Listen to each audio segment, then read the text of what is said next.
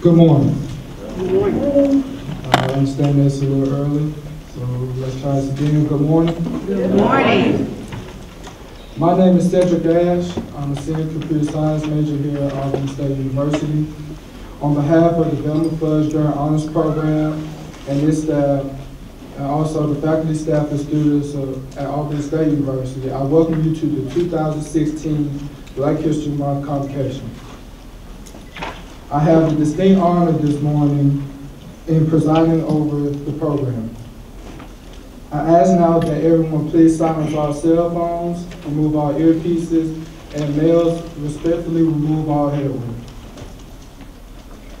The program will proceed as printed. I will now ask Ms. Janese Bibbs, a freshman forensic science major here at Albany State and also a member of the Development Fudge Grant Honors Program, to come and introduce the speaker of the morning. Following her will be the speaker, Ms. Donzaleigh Abernathy.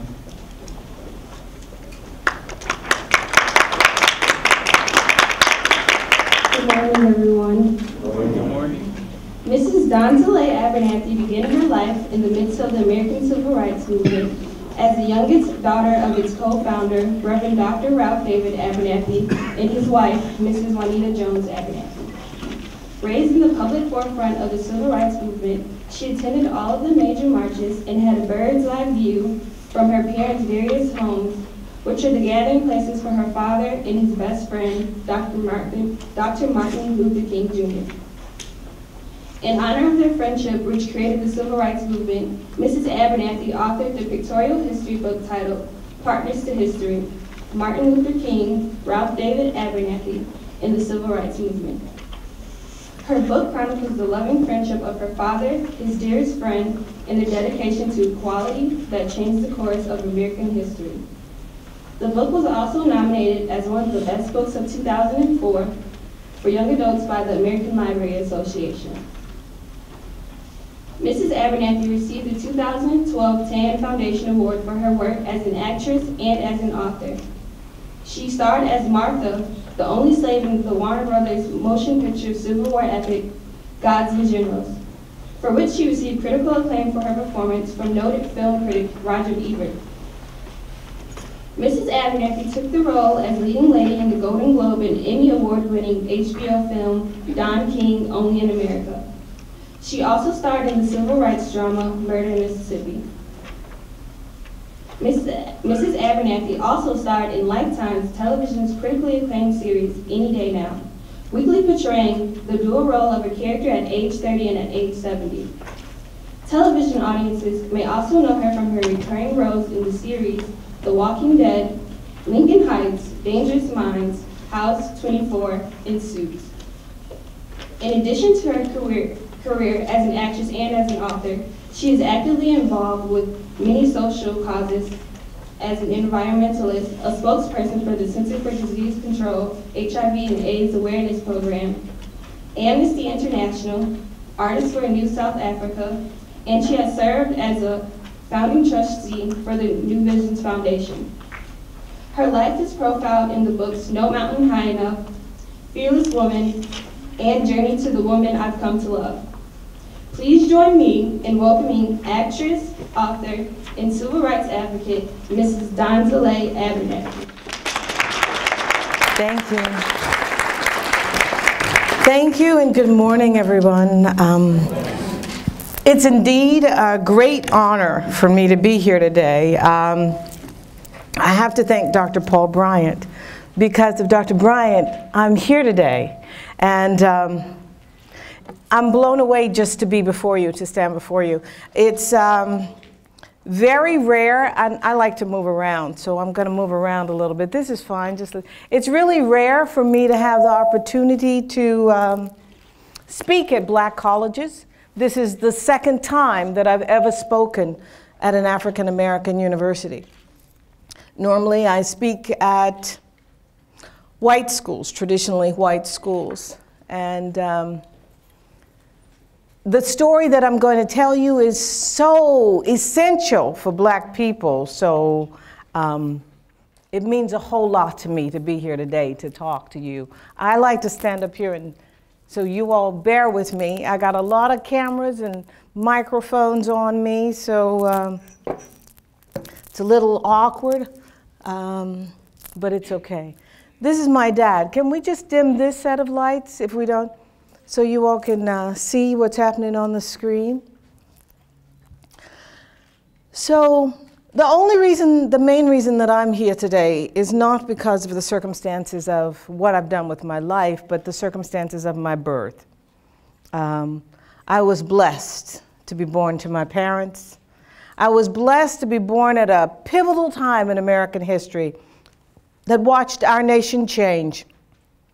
This morning, the first thing I did probably what a lot of you all do. I wake up and I turn on my Facebook. I went onto my Facebook account and there was a young man who sent me a message. He said, Ms. Abernathy, I didn't know anything about history, a young black man. I didn't know anything about the civil rights movement, but I want to say thank you. And it was humbling to hear from this man who knew nothing. And then I realized, reminded me that the young people that I'm going to address today, this is all foreign. You all didn't live through this. You all don't know it, and it's important that you know it, because the people who know their history will not repeat it. The people that do not know their history are destined to repeat it. So I'm just going to give you all a quick history lesson, because the most important thing is to know who you are, know where you've come from, and in order to adjust the path that you choose for yourselves in life.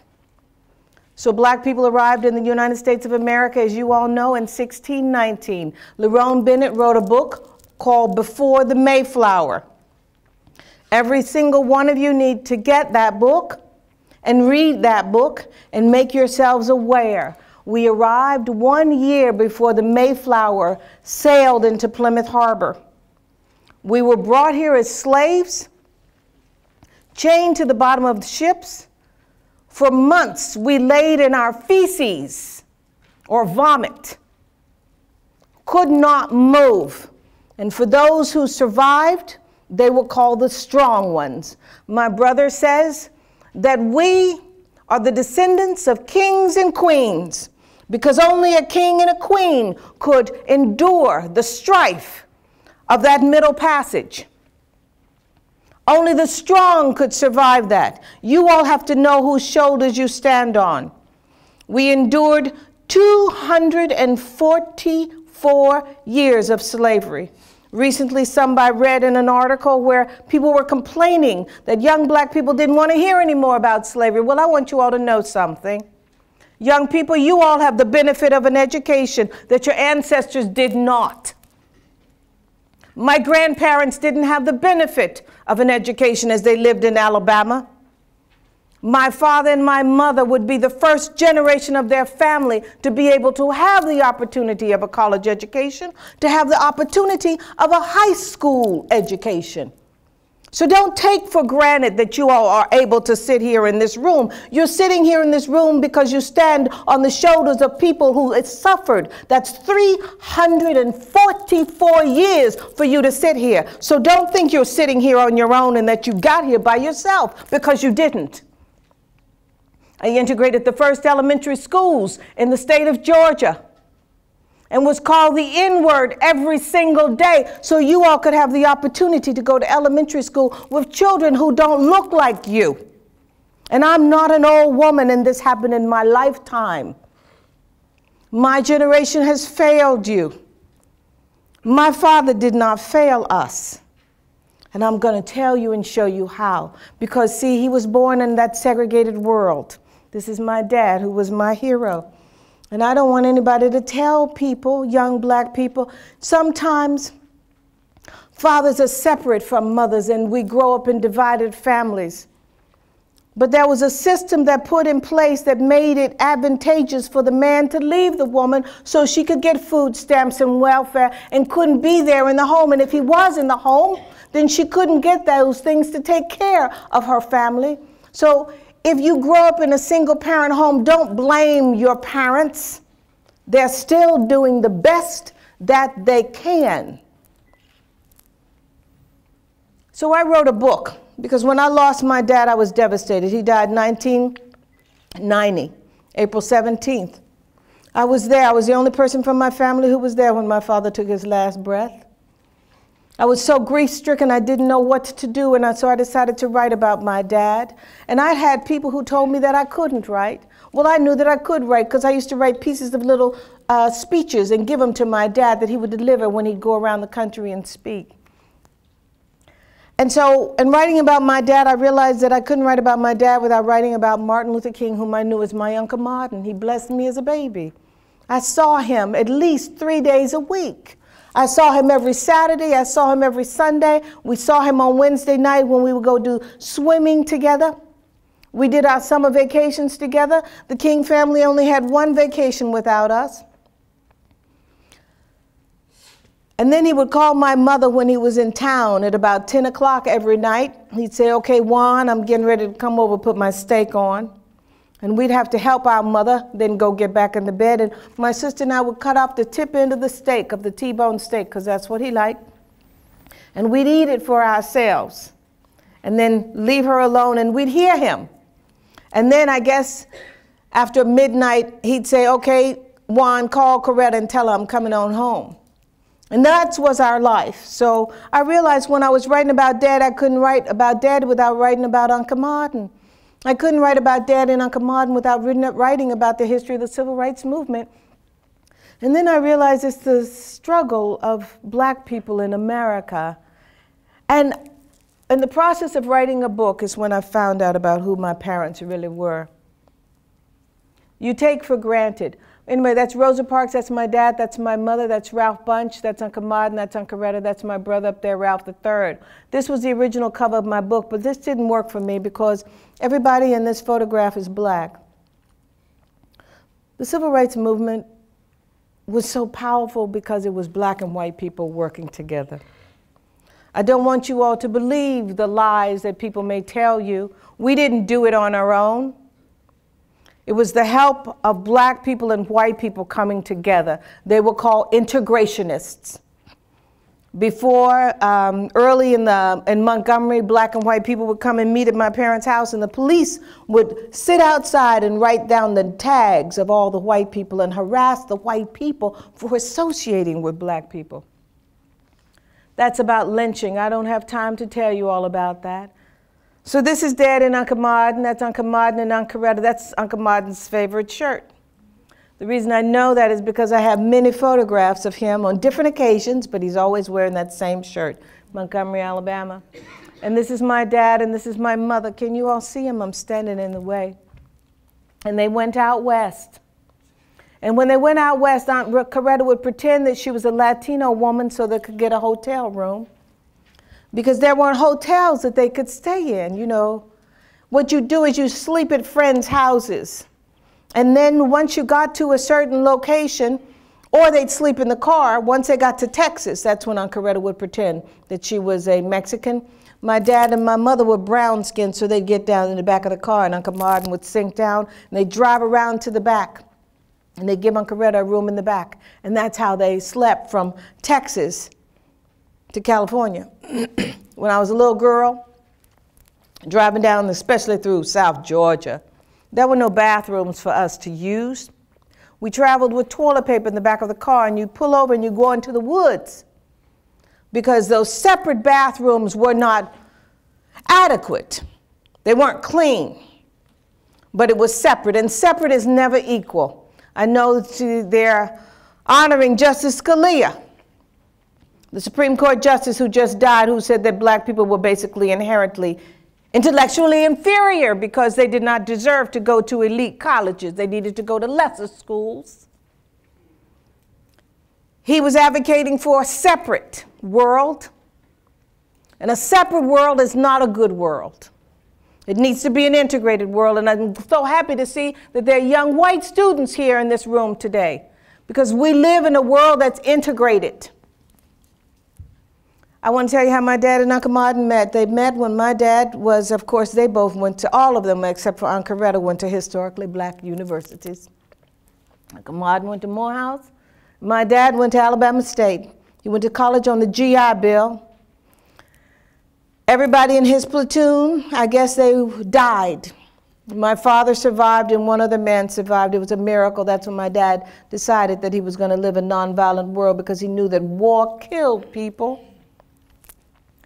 He was at Atlanta University getting his master's degree, and Granddaddy King invited a group of ministers to come hear his son preach his first sermon. My daddy was there in the room when Uncle Martin preached his first sermon. At the close of the service, they shook hands. They went their separate ways. A few days later, my dad was going to take this young lady out on a date over to Spelman College to see a concert. He called her that Sunday morning. He said, "Are you ready to go?" And she said, "No, Ralph, I have a cold. I can't go." And my dad said, "Oh, no, no, no, no, no. You're going to be okay tonight." She said, "No, Ralph, I'm not going to be okay." So my dad said, okay. But once he made a plan, he was going to stick to that plan. So he stuck to that plan. So he went early to that concert over there at Spelman College. And under the tree, he saw Martin Luther King. So he walks on over to Martin. He's like, "Martin, let me shake your hand." And as he starts to shake Martin's hand, hiding behind the tree is the young woman who lied to him earlier, told him he was sick. She stood my dad up for the date with Martin Luther King, and that's how their friendship began. And they got other women to be their wives. Anyway, so Uncle Martin was invited to preach his trial sermon at Dexter Avenue. And at that point, my dad had gone back to Alabama. He'd gone back to Alabama State, where he was a college professor and dean of men at the college. So when I see ASU, it's the same as Albany State, it's Alabama State, the same letters. And he was there at the college working. And when Uncle Martin was invited to preach his trial sermon, Dr. Vernon Johns, who was my father's mentor, who was a revolutionary, he was the pastor of Dexter Avenue, and they had kicked Dr. Johns out. Anyway, so Uncle Martin came, and he rode in the car with Dr. Johns to my parents' house. And Daddy said when he saw this teeny-weeny little figure coming up the walk, because Uncle Martin was little. He was 5'7", and he was slight of build. My dad said he saw his head in the light, and a smile came across his chest, his face, because he was finally being reunited with his friend. God, because I'm religious, I grew up in a religious family, God brought them together. My brother said they had a date with destiny and a rendezvous with eternity. Uncle Martin preached that prolific sermon the following morning because he called my dad at the close of his radio show. They got on their knees and they prayed that Uncle Martin would deliver this prolific sermon and get accepted as the pastor. They were the two youngest pastors in Montgomery, Alabama.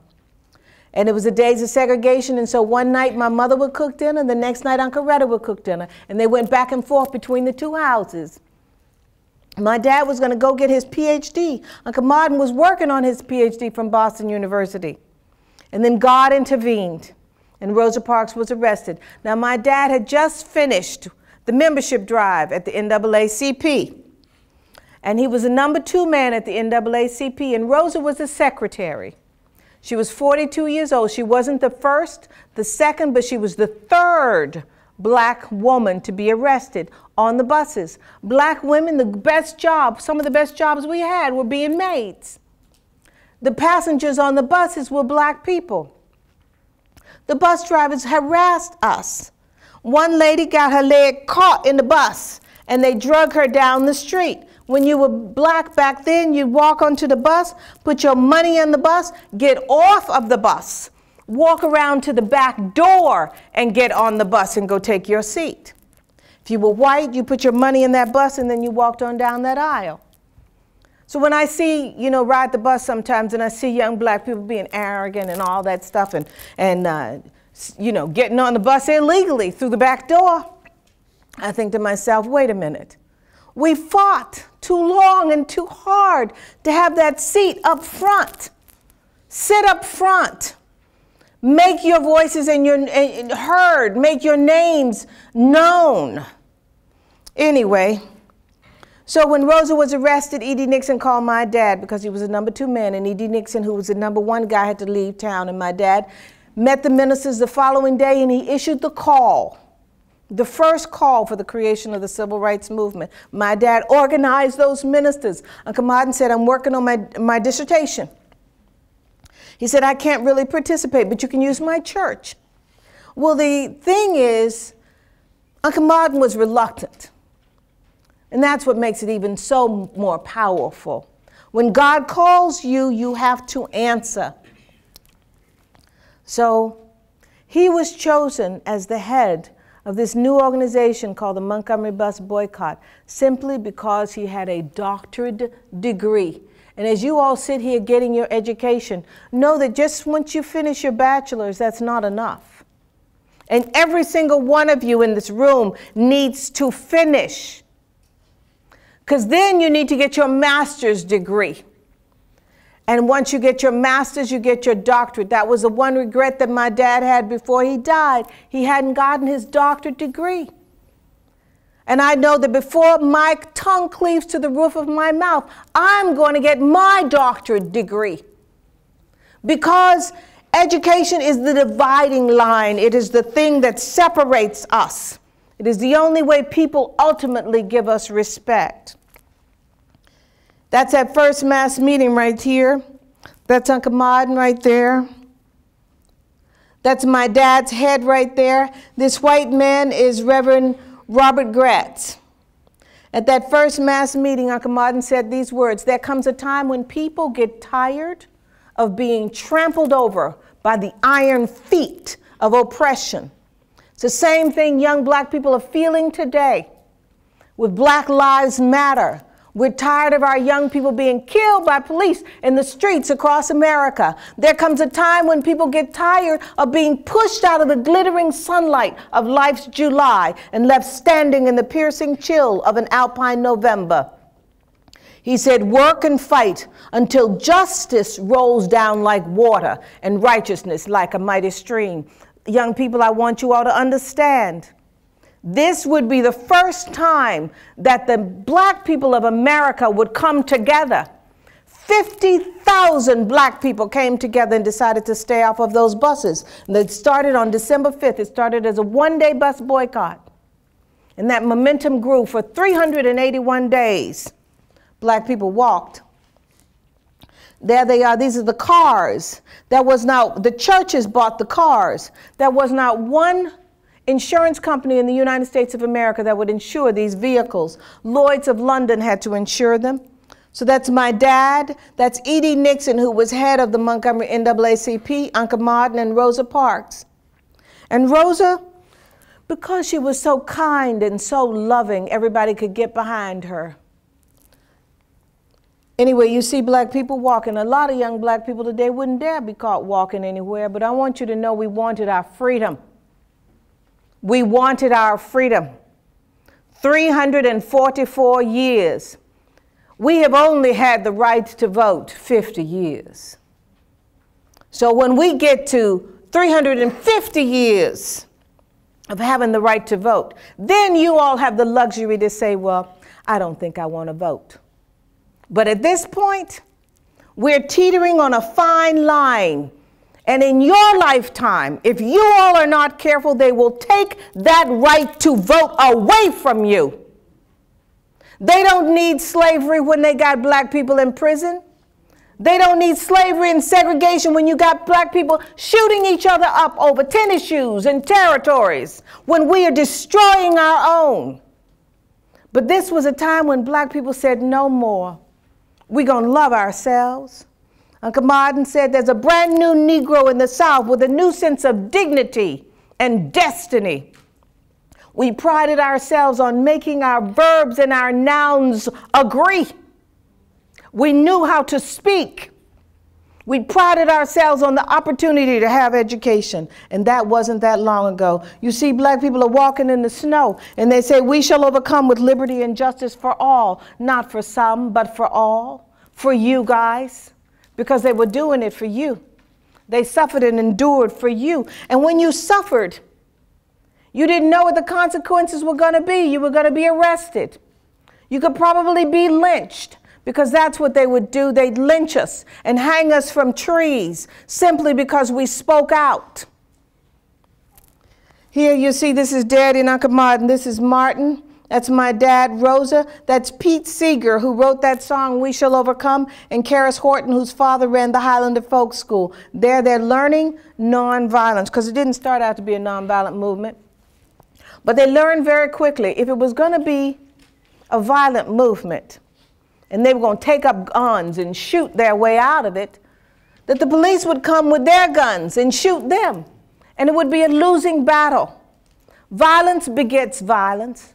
But only love can conquer violence and hatred. And when you rise to love on that level, you love those you don't like. You love those whose ways don't move you. You love every man because God says love him, and that's what nonviolence is all about. Anyway, this is the man who taught Martin and my father nonviolence. His name is Glenn Smiley. And when the Los Angeles riots were happening and Los Angeles was burning in 1994, before you all were born, I made my way to the black neighborhood, and all of a sudden I felt at home. And there in the midst of all of that was this white man right there, Glenn Smiley. And I found him, and he told me the stories of my youth.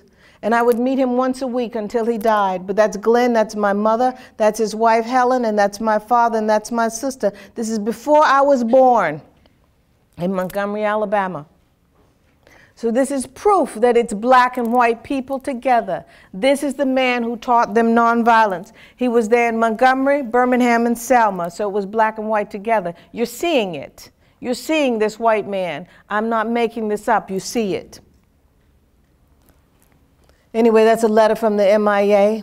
And here they are on the bus after their daddy and Uncle Martin, and that's Glenn. And whenever you see Martin Luther King seated beside a white man on that bus, that white man is Glenn Smiley. And here you see white people behind black people on that bus, because we had learned the power of our dollars. We learned the power of boycott, collective bargaining, coming together, working together. During that period of Reconstruction, where we messed up, you all know about Reconstruction, correct? And if you don't know about Reconstruction. You need to learn about Reconstruction. That's that period of history right after slavery, when we got the right to vote, when we had a civil rights bill. And then right after that, the Supreme Court took away our right to vote. They took away the right for us to sit where we wanted to in the train, because they didn't have buses then, and created segregation and made it illegal for black and white people to marry each other.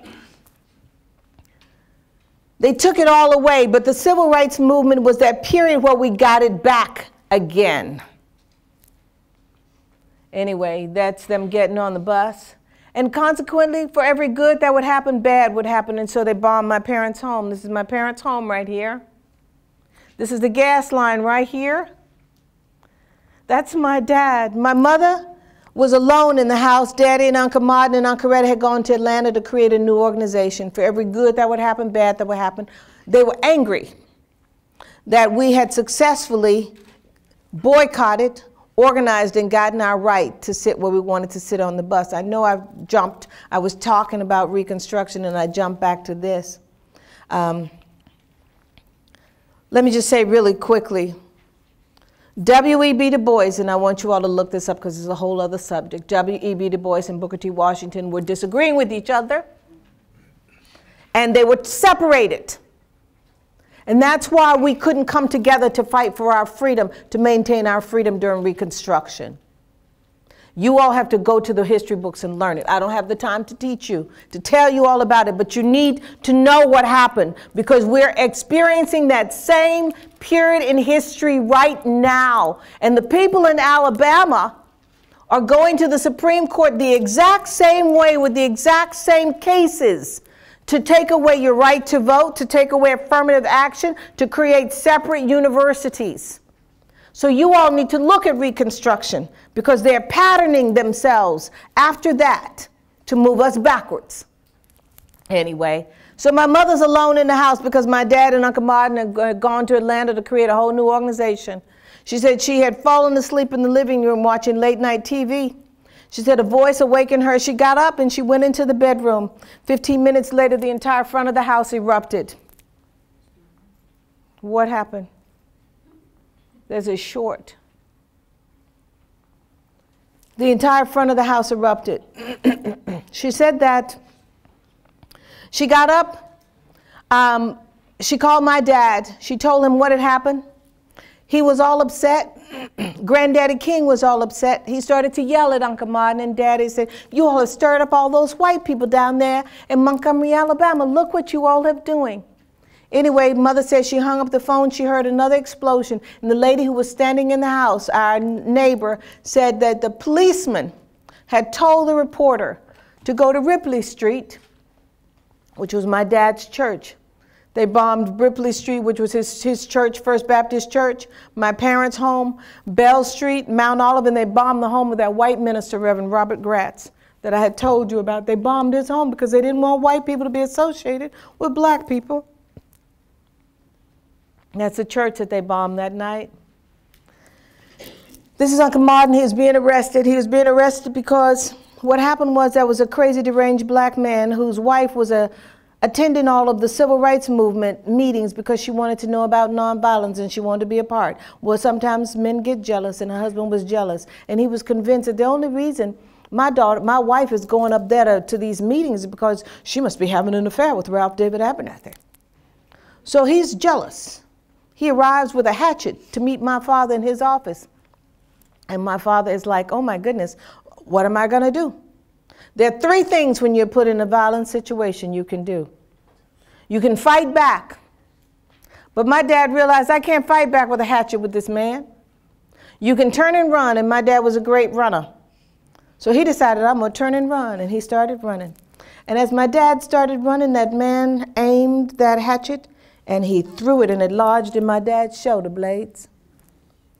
That's when my dad learned that you can't turn and run. That's when he learned that nonviolence was the only way, and at that point you need to appeal to your oppressor and humble yourself and find a way to use your intellect, the very thing that Justice Scalia is trying to say that black people don't have. Use your intellect to soften the heart of that person who's trying to harm you or to oppress you. Anyway, this is a picture of Uncle Martin being arrested at court when my dad went to trial against that crazy, deranged black man. Here they are. This is, at that point, they were just Negro leaders. And this is at the 4th Annual Institute of Nonviolence. Black people, we were so hungry for our freedom. Like I said, it was 344 years. That's the way I knew them. My dad, it takes two. Uncle Martin didn't do what he did on his own. If he had done what he'd done on his own, we wouldn't be where we are today. It took two, and it took an army. They got together and built an army. My dad was the strategist, he was the planner and the thinker, and Uncle Martin was the voice. And like I said, Uncle Martin was the reluctant voice. They never argued. There was never a disagreement between them. There was always unity. They loved each other. When I was a little girl, I used to think that my dad loved Uncle Martin more than he loved me, because Uncle Martin was always with him. Uncle Martin was always in our house. I didn't understand. I was just a child. I didn't know what they were doing. You think you know, but you don't. That's Jackie Robinson, who used his celebrity for good. He was not like this young man, 50 Cent, who said that black people need to be shot up to be reminded. He's no hero. Don't make him a hero. Don't make the drug dealer your hero. Don't make the pimp at the corner your hero. Find somebody like Jackie Robinson, somebody who stands for something, who stood for something, and Jackie endured a whole lot. He endured when he tried to become that baseball player and he was going through that trial. People put their cleats in him when they'd slide into the base. He didn't fight them back. He just endured, and he let his skill and he let his social conscience and his heart win the hearts of America so that the crowd would boo the men who were mean and racist to him. Anyway, here he is at a bombed out church. And here they are at a fundraiser. And I love it. That's Uncle Martin and Daddy. Fred Shuttlesworth, who was charged with the Birmingham movement. Wyatt T. Walker, who was Uncle Martin's executive assistant and the executive director of the SCLC. Jackie Robinson and Senator Keating from New York, and they were in New York. And they looked so nice. Nobody had to tell them to pull up their pants. They weren't running around like this. So when you see young black men trying to emulate prison wear, ask them to pull up their pants. Ask them to present themselves in the best way that they can. We should not be seeking the lowest common denominator. You know what the lowest common denominator is. We should be seeking that which is the best that we can be. Life is but a fleeting moment. This is your moment. Seize that moment, because before you know it, you'll wake up and life will have passed you by and it'll all be over. My brother is suffering from liver cancer right now. And day before yesterday in the evening, we're getting ready to watch the Grammy Awards, and he reminded me, Donzaleigh, life is precious. Seize the moment now, don't waste it. Do what you can do like Daddy and Uncle Martin did, which is why I had to come by here today. Because more importantly than anything, I need to share with you the history and the story of the struggle so that you can share with your people, so that you can be productive with your lives. And I'm telling you the truth because that's me, that little girl right there. That's my mother. That's Uncle Martin and Aunt Coretta. That's me and my sister and Aunt Coretta, and me and my dad. And everything would happen at our house, and I'd get up out of the bed and come out there and be a part. And this is Birmingham, where they turn the water hoses and the dogs on us. They turned water hoses because we wanted to boycott the stores at Easter time because they didn't have dressing rooms for us. They didn't have bathrooms for us. So why were we going to spend our money in a store that wasn't going to provide services for us? And the concerned black clergy came to Daddy and Uncle Martin and said, don't do this, don't protest. What do you mean, don't protest? We had learned the power of protest. Here you see they're biting this young man with the dog, and he's not fighting back. If he had fought back, that dog would have bitten deep into that man and ruptured his liver, his kidney, his spleen. He knew better to practice nonviolence. Here's Daddy and Uncle Martin being arrested at the Good Friday March. And here they are in jail. My dad went to jail 44 times. Uncle Martin went to jail 13 times. And the only reason my dad went to jail more than Uncle Martin was because my dad lived longer. My dad would see everything through. The holiday that we celebrate, the Martin Luther King Jr. holiday, was my dad's idea. The National Food Stamp Program that exists in America is a result of the work of Ralph David Abernathy, and they're trying to take away food stamps from poor people. The majority of black people are poor. The majority of Latino people are poor, and the largest majority of poor people in the United States of America are white. That's a common ground that unites us. It should not separate us. Here, I'll never forget this day. That's a March on Washington, and Uncle Martin delivered that prolific speech. Aunt Coretta didn't bring her children, but my mother brought us. We didn't have a lot of money. We couldn't afford a nanny to stay with us, and I thank God we didn't have that money. Sometimes it's beneficial not to have a whole lot of money. And because we didn't have a whole lot of money, we got a chance to go. And when Uncle Martin said, my 4 little children, my sister and I jumped up and down screaming. Prior to that, I'd been running around screaming and acting crazy. And Dr. Benjamin Mays, who was the president of Morehouse College, pulled me over, asked me if I knew what was going on that day. And of course I said, I did, but I didn't. But he calmed me down because it takes a village to raise a child.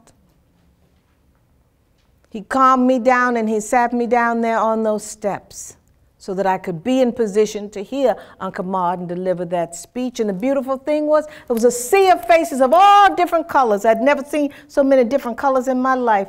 And realized one thing, our home had been integrated that year in 1963 because Bud Walker, this white minister, came to live with us. I spent more time with Bud Walker in 1963 than I did with my dad, because Bud was there 7 days a week. Monday through Friday, Daddy and Uncle Mon were in Birmingham, Alabama, or on the road trying to fight for freedom for black people. And I'd soap up my body, and Bud Walker would say, okay, let me check behind the ears, because he'd bathe us and then tuck us into bed at nighttime. So when time came for us to integrate the elementary schools, I didn't understand why they were segregated. If our home was integrated, why couldn't schools and restaurants be integrated?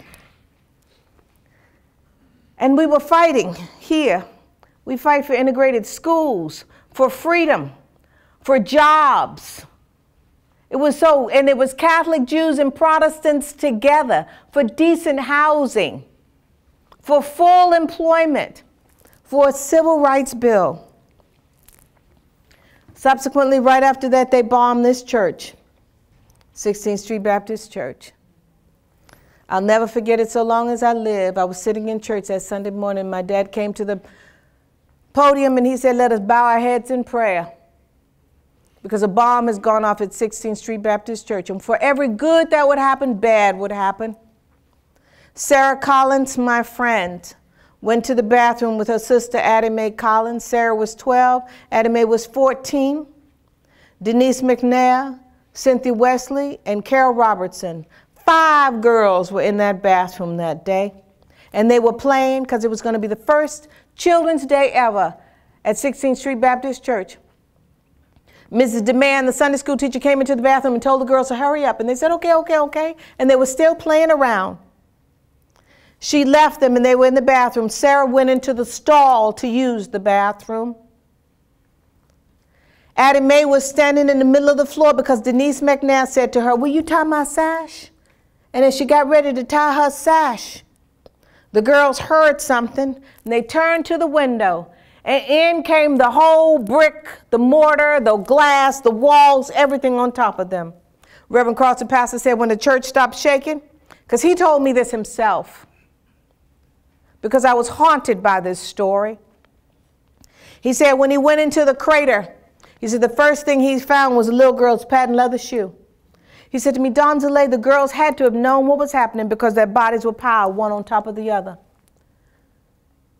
Cynthia Wesley, her head had been decapitated, and the only thing that connected her to the rest of her was her skin, which is the largest organism in the human body. You know this, Janese, because you are a biology major, but skin covers our body, and that was what connected her head to the rest of her body. The explosion swelled up the girls' faces so much, Reverend Cross thought that they were women, not little girls. They were younger than you all. They were 14, 13, 12, and 11.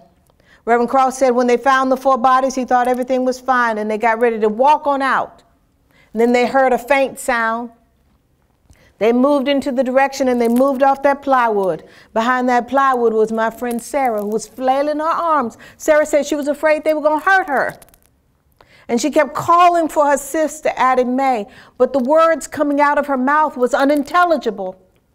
Well, I'm haunted by that story, and Sarah has since become my friend. And she's my partner in trying to tell her story, because they represent and they honor 4 girls, and they forget that there were 5 in that bathroom. And the reporter said to Sarah one day, well, the problem is you lived. How can that be a problem when somebody lives? God blessed her with life. She lived so that the story could be told, so that people would know the truth of what happened on September 15th, 1963, 2 weeks after the March on Washington.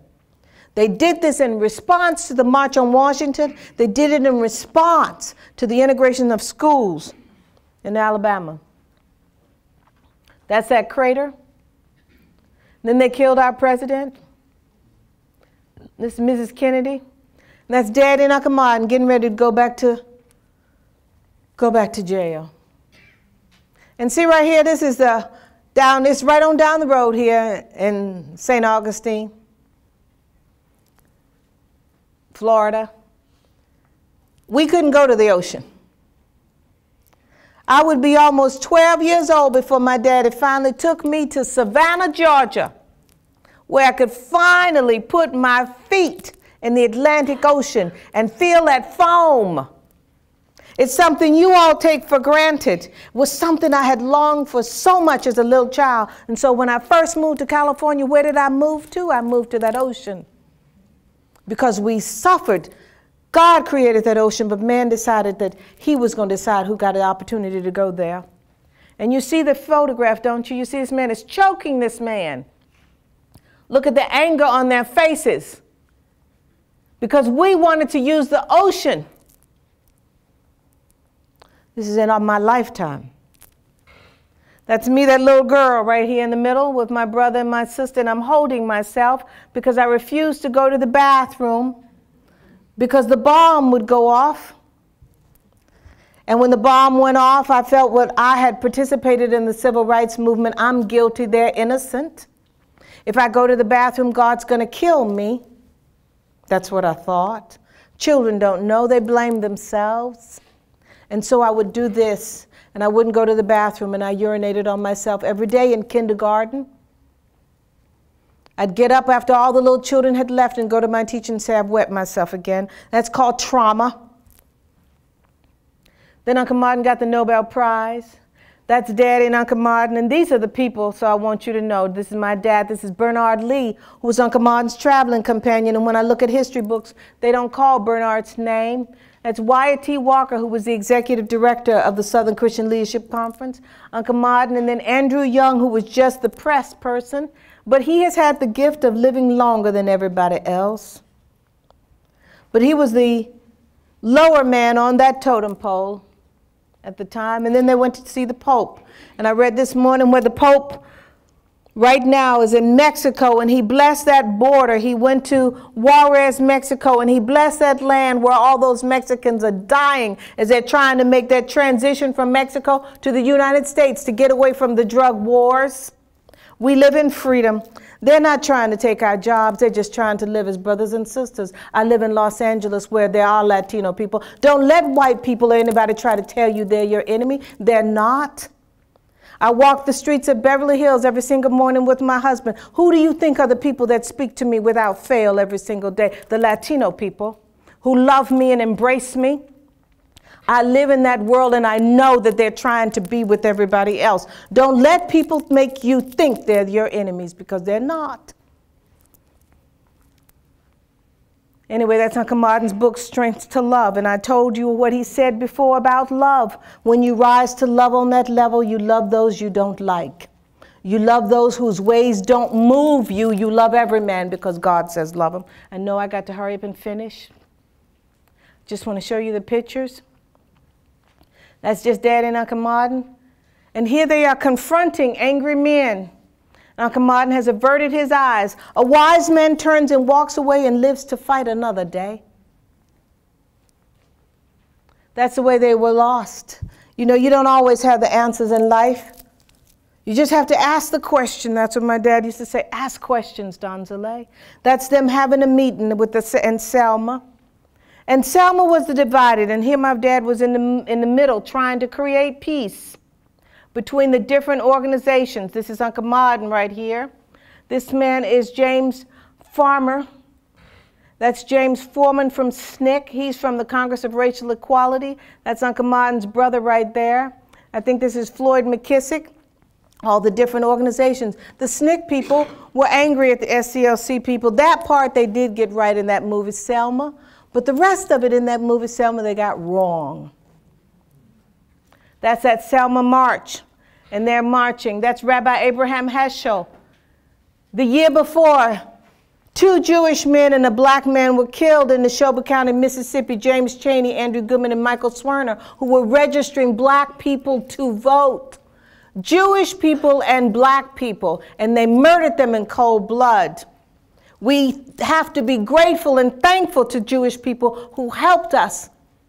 They were slaughtered in Europe by Adolf Hitler, and they came to our aid during the Civil Rights Movement. And here you see the overview of them marching. That's me right there, that little girl with the sweater. That's my sister and my brother. That's the first day, our first day. We marched 2 days and 16 miles from Selma to Montgomery for you all to have the right to vote. Don't think that your vote doesn't count. And on election day, whether it's a primary or national election or a little regional election, do not vote. People died for you to have that right to vote. I was a little girl who suffered. Here I am right now on this, after marching, we got there, and that's Sammy Davis Jr. who's kissing us. We're waiting to get our kiss from Sammy. This is that evening Uncle Martin's thanking all the movie stars and the people that have come in, and that's me right there in the corner with my sister, thinking I know what's going on. I'm 7 years old. Can you imagine a 7-year-old child walking 16 miles without having urination for you all to have the right to vote? Along that route, they killed people. That's that following morning, the last day. That's me, my brother, my sister, my mother, my dad, and John Lewis. We're waiting for Uncle Martin because he's running late. And then we started because he wasn't there. This is a white man named Jim Letherer. He has a crutch. He walked on one leg 55 miles from Selma for you all to have the right to vote. That's me with my finger in my mouth in that plastic rain cap, because it started raining that morning. Then Uncle Martin joined us. And that day they murdered a white woman named Viola Gregg Lauza because she had a black man in the front seat of her car. That same day when Uncle Martin was delivering that prolific speech. And then the president signed into law the Voting Rights Act.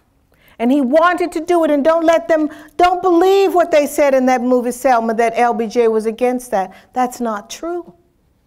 They want you to think that white people didn't help black people, but it didn't go down that way. And so I need to tell you the truth, that black and white people, and in order to take care of a good old boy, because you all are down here in the deep South where there are lots of good old boys, you got to find a bigger, badder good old boy to take care of that good old boy. And the only way we could take care of George Corley-Wallace was getting Lyndon Baines Johnson. He put the National Guard out there to protect the marchers. And there he is, President Johnson. That's Mother and Daddy and Teddy Kennedy. And that's the mass integration of schools in Dixie. That's me right there, that little girl. That's my name right there. And the press came. And they were trying to stir things up. I know I only have so much more time. And the children called me the N-word every single day. But it's okay.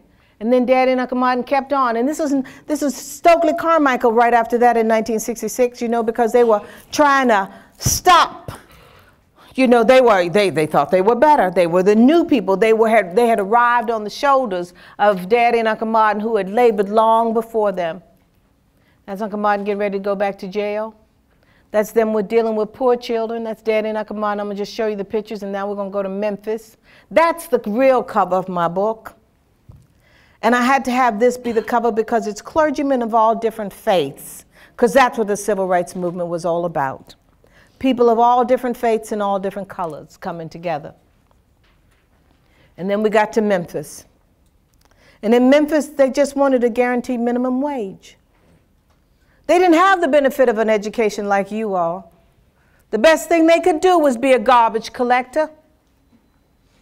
And that was a good, honorable job, but they wanted a minimum wage. Right now, we're fighting for a better minimum wage. They didn't even get a minimum wage to pick up the garbage. So Daddy and Uncle Martin had to go to Memphis to help them. And that's the balcony. That's Hosea Williams, Jesse Jackson, who only joined them years later, Uncle Martin and Daddy. That's them in the hotel room because they realized they don't have that permit to march. And so they couldn't march.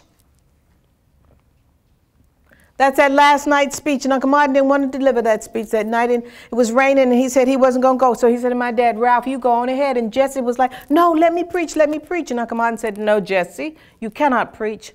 Ralph, I need you to go. When my dad got to the Mason Temple, the crowd went crazy. And then my dad, being the humble man that he was, he said, wait a minute, this isn't my crowd, this is Martin's crowd. He said to somebody, get me to a telephone, because we didn't have those flip phones and phones that you all have today. So he got to the phone and he called Uncle Martin. He said, I need you to come on over here. Uncle Martin said, oh, no, I don't know. Daddy said, promise me you'll come. Uncle Martin came. And that time they spoke in a different way. The way it was that night, my dad spoke first, and then Uncle Martin went to the microphone. The way they would normally speak was Uncle Martin would speak first in these philosophical terms, and then my dad would come around and speak in plain terms so that people could understand and then take to the streets.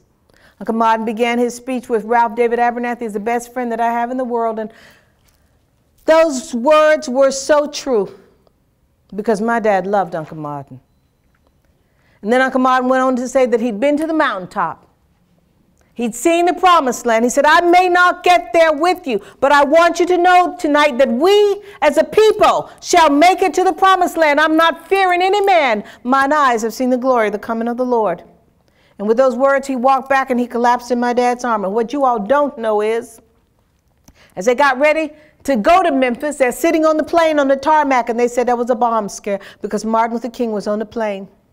And after the pilot made the announcement, my father said, why do they have to taunt me this way? Why do they have to do it this way? We had death threats that came regularly to our home. And Uncle Martin regularly got death threats. And so Uncle Martin walked out there on the balcony the following day as they got ready to go. My dad realized he hadn't put on his Aramis cologne. He went in to put on his Aramis cologne. And he said as he got ready to pat his cheek, he heard something that sounded like a firecracker, and he turned, and there was Uncle Martin laid out. He ran to Uncle Martin, and he found that the bullet had entered his right cheek. Young people, I know that they're talking about guns right now and fighting for the right to bear arms. But I don't know one baby that was born out of the love of a gun. I don't know one good thing that's ever come to the world because of a gun. I've lost people that I love because of guns. That bullet entered his right cheek, and when they got to the hospital, they cut the clothes open and they found that there was this big gaping hole in Uncle Martin's chest. The doctor walked over to my father and he told him that the bullet had severed Uncle Martin's spinal cord and that if he lived, he would be a vegetable. And then the bullet exploded through Uncle Martin's chest. And my dad said to the doctor, you need to save him, you need to save him. He said, we're doing everything we can do. And then he said, Dr. Abernathy, if you want to have these final moments with him, you can. So my dad took him up in his arms, and then his breathing got less and less, and then he was gone. And Daddy used to say, like Abraham Lincoln, he now belongs to the ages. And so that's why I've come by here to tell you all the story. I'm just going to show you the pictures. And that's Yoki, who was my sister's best friend, Martin and Dexter, Daddy, Aunt Coretta, and Uncle A.D., Uncle Martin's brother. That's Mrs. Kennedy, who came to be with us that day. And these are all the thousands of people. Because Uncle Martin was the moral leader. He wasn't trying to say by any means necessary, take up guns and shoot and kill each other. He said, find a way to use love and uplift yourselves, black people, and free yourselves. And that's me right there, that little girl in that white dress, and I'm walking with my head down because my heart was hurt. Uncle Martin was the giver of love. Where his body is buried today, my dad paid for that land. Ebenezer Baptist Church would not give that land to Granddaddy King, so he called my dad, and my dad bought it. That's him laying that wreath, because now it's a pool of water around him, an eternal flame. That's my dad carrying on. That's my dad lobbying for the holiday with Senator Ed Brooke. That's my dad getting his honorary doctorate degree with this man named Truman Capote. And right after that, he said, I want you all to read Truman Capote's books, Breakfast at Tiffany's and In Cold Blood. And that's Truman Capote right there, the writer, but that's my dad. Surrounded by these white men, it's important to get your education. And then that's my dad's friend, Cesar Chavez, who came to him and said, Latino people are not being respected in America. Can you help me, Ralph? And so we boycotted grapes and we boycotted lettuce. We shut down grocery stores across America to help our Latino brothers and sisters. And that's my dad with the Abernathys in Linden, Alabama, because my dad was my pastor. He gave me God. That's me saying with my dad in his book, and he was my hero. And I want to say thank you all so much.